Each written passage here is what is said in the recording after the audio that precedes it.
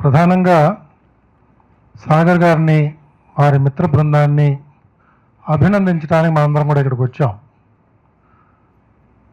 ఇందాక జయప్రకాష్ గారు చెప్పినట్టుగా విద్యార్థి దశ నుంచి తెలుగు భాష నేర్చుకోవడం వల్ల ఎలాంటి మేలు ఆ పిల్లల యొక్క మేధాశక్తి మీద ప్రభావితం చేస్తుందో అనేక శాస్త్రీయ కోణాల నుంచి రాసిన రీసెర్చ్ పేపర్స్ మనకున్నాయి. అందులో ప్రత్యేకంగా 10 సంవత్సరాల లోపు ఉన్న విద్యార్థులకి మనం అందించిన విద్యనే జీవితాంతం కూడా ఉపయోగపడుతుందని అనేక పరిశోధనల ద్వారా తెలుస్తున్నది. ఆ వయస్సులో ఇవాళ మనం ఈ తెలుగు భాష, కొన్ని చోట్ల హిందీ, ఇంకొక పక్క ఇంగ్లీషు, అన్ని భాషలు ఆ వయస్సులోనే ప్రవేశపెట్టి పిల్లల్ని సతమతం చేస్తున్నాం. కొన్ని సందర్భాల్లో నేను ఈ మధ్యనే చూశాను, ఒక పాఠశాలకు వెళితే వాళ్ళందరూ రేపు మార్చి నెలలో 10వ తరగతి పరీక్షకు వెళ్తున్నారు. మీరు నమ్మరు, ఒక 25 మంది ఉన్న క్లాసులో ఒక 3 మాత్రమే ఒక పాఠ్యాంశంలో హిందీ వాళ్ళకున్న వాచకంలో మొదటి 4 పదాలు చదవగలిగారు. కేవలం 3 మాత్రమే చదవగలిగారు ఆ క్లాసులో. ఎందుకు వాళ్ళకి ఆ భాష తీసుకురావడం? ఇక్కడ పుట్టిన వాళ్ళందరూ ఉత్తర భారతానికి వెళ్ళే అవకాశం లేదు. ఎందుకు వాళ్ళకి హిందీ ఈ వయసులో తీసుకురావడం?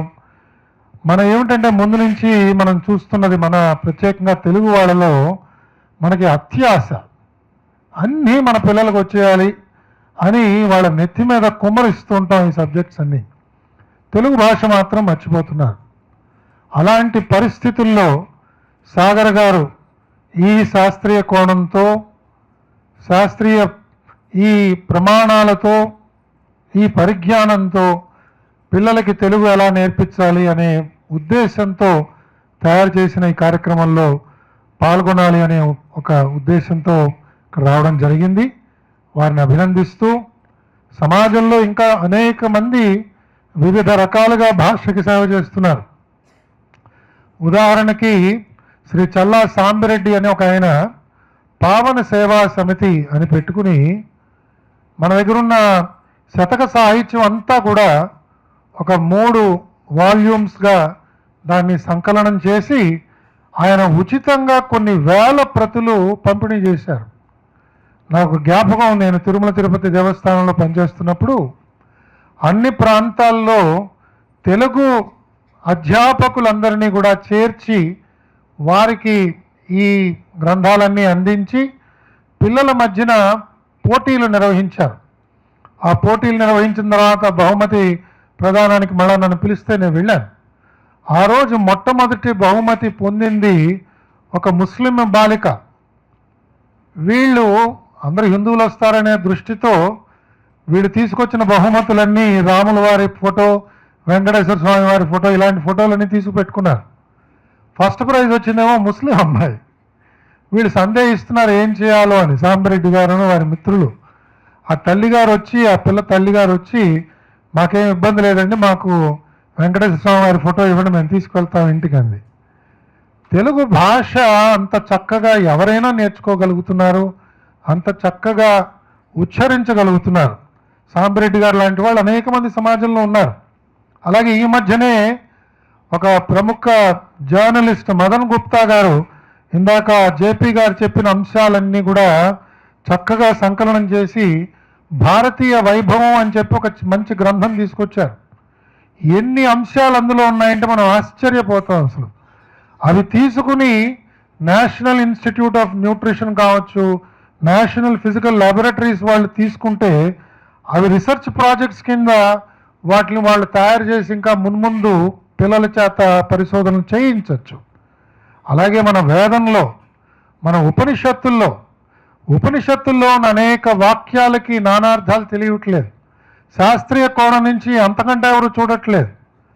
ఒకానొక పెద్ద మనిషి ఆ ఉపనిషత్తులో ఉన్న వాక్యాలు కొన్ని తీసి జాగ్రత్తగా పరిశీలన చేసి తయారు చేసిన ఒక పదార్థం డిఆర్డిఓ వాళ్ళకి అందించగా ఆ పదార్థాన్ని భారతీయ విమానాల మీద జల్లితే అది విదేశీయుల రాడార్లో విమానం కనిపించట్లేదు. అంత అద్భుత శక్తి ఆయన ఆవిష్కరించగలిగారు. కాబట్టి మన సంస్కృతి, మన వాంగ్మయంలో ఎలాంటి విషయాలు ఉన్నాయో మనకి ఎవరికీ తెలియటం లేదు. మనందరం కూడా ఏదో చదివేశాం, Jack and Jill went up the hill చదువుకుంటూ పెరిగిపోయాం. ఇవాళ మనం ఎవరినైనా మనని కనబడి ఏమయ్యా నీకు భాష రాదు కదా, ఇది లేదు అది తెలియదు అంటే చిన్నపోతాం అని చెప్పి కొన్నిసార్లు ఇలాంటి సభలకు కూడా కొంతమంది దూరం అవుతున్నారు. ఎందుకంటే ఈ విషయాలు ఏవి చదవట్లేదు. కనీసం రిటైర్మెంట్ తర్వాత నాలాగైనా చదివితే బాగుంటుంది. మనం తప్పకుండా ఇలాంటి సాగర్ గారు లాంటి వారి యొక్క ప్రయత్నాల్ని మనందరం కూడా సమర్థిద్దాం, అందరికీ చేరవేద్దాం.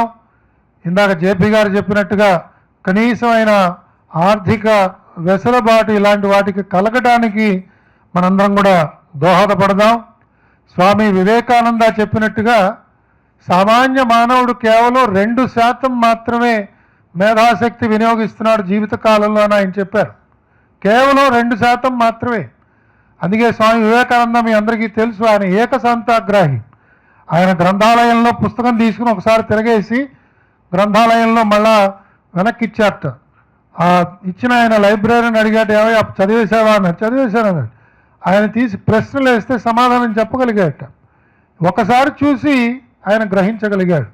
అంత అద్భుతమైన మేధాశక్తి మనందరికీ ఉండి దాన్ని వినియోగించుకోలేకపోతున్నందుకు మనందరం దుఃఖిస్తూ కాలయాపన చేయకుండా ఇలాంటి వాటిల్లోకి మన పిల్లల్ని ప్రవేశపెట్టగలిగితే తప్పకుండా ప్రయోజకులవుతారు. భవిష్యత్ తరాలందరికీ కూడా ఒక జీవితంలో ఎలా ఉపశమనం పొందాలి, ఒక చక్కని సంగీతం వినటానికి, చక్కని సాహిత్య విషయాల్ని తెలుసుకుంటూ జీవితంలో ఎదురవుతున్న ఇబ్బందులకి కష్టాలకి ఎదురవ్వడానికి కనీసంగా ధైర్యం ఏర్పాటు చేసుకోవడానికి, స్వయం ప్రతిపత్తి కలగడానికి మన మాతృభాష ఎంతగానైనా దోహదపడుతుంది. కాబట్టి మనందరం కూడా సాగర్ గారు లాంటి వారి యొక్క ఈ అద్భుతమైన సృష్టిని మనందరం కూడా ఆమోదిస్తూ వారిని వెన్నంటి సహాయపడదామని అందరికీ పిలిపిస్తూ నాకు ఈ అవకాశం ఇచ్చినందుకు వారికి, వేదిక మీద ఉన్న పెద్దలందరికీ నా కృతజ్ఞతలు తెలుపుతూ సెలవు తీసుకుంటున్నాను. స్వస్తి.